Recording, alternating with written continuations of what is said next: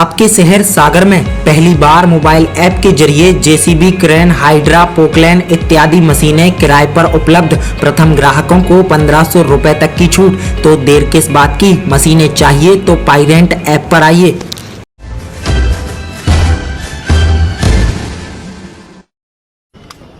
जिस तरह से बड़ी संख्या में कोविड के पेशेंट्स आ रहे हैं और देश के कई हिस्सों में तेजी से बढ़ रहे हैं, मध्य प्रदेश में भी आज फिर 77 पॉजिटिव केस आए हैं और 402 से ज्यादा एक्टिव केस हमारे हो गए हैं। ये आवश्यक है कि हर तरह की व्यवस्था करके रखी जाए। एक, हम लहर आने से रोक पाए, केसेस आ रहे हैं तो सावधानी, लेकिन सावधानी के साथ साथ हर संभव उपाय। इसलिए ऑक्सीजन प्लांट भी चेक कर रहे हैं, ऑक्सीजन की उपलब्धता भी देख रहे हैं। बच्चों के वार्ड,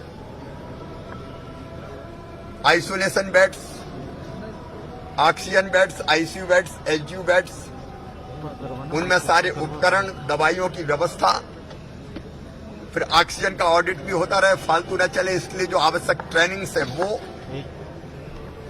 वेंटिलेटर जैसे आवश्यक उपकरण मॉनिटर करने की व्यवस्था है, सब चेक कर रहे हैं और पूरे प्रदेश में ये व्यवस्थाएं जारी है। भोपाल में भी 952 बिस्तरों की व्यवस्था हमीदिया और जो इसके पास में टीबी हॉस्पिटल्स है वहीं की गई है। इसके अलावा हमने निर्देश दिए हैं पूरे प्रदेश में लगभग सरकारी और गैर सरकारी मिला के 60,000 बिस्तरों की अभी हमने व्यवस्था की है। लेकिन कोविड केयर सेंटर हम और अलग से बना रहे हैं, क्योंकि एकदम जिनमें लक्षण नहीं है या बहुत माइल्ड लक्षण है उनको अस्पताल में भर्ती ना करना पड़े। अस्पताल में केवल ऐसे पेशेंट्स जिनको भर्ती होने की जरूरत है उन्हीं को लाएं।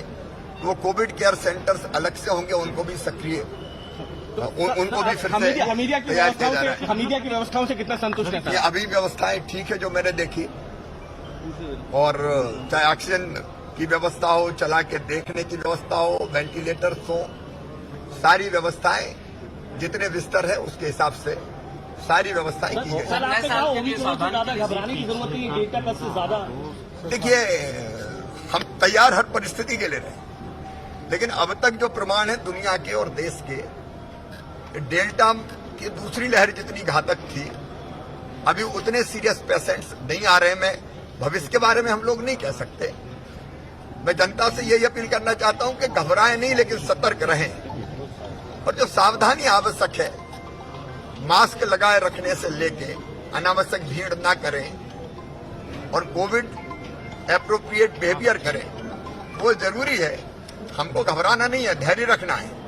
लेकिन हम फिर से क्राइसिस मैनेजमेंट ग्रुप्स को सक्रिय कर रहे हैं। जनता को मैं आह्वान करता हूं कि जैसा सहयोग पिछली बार किया, हम फिर से जन जागरण करने से लेके और व्यवस्था बनाने तक सब मिलकर साथ रहें, ताकि इस तीसरी लहर का मुकाबला करके जनता की जिंदगी को सुरक्षित बचा पाए।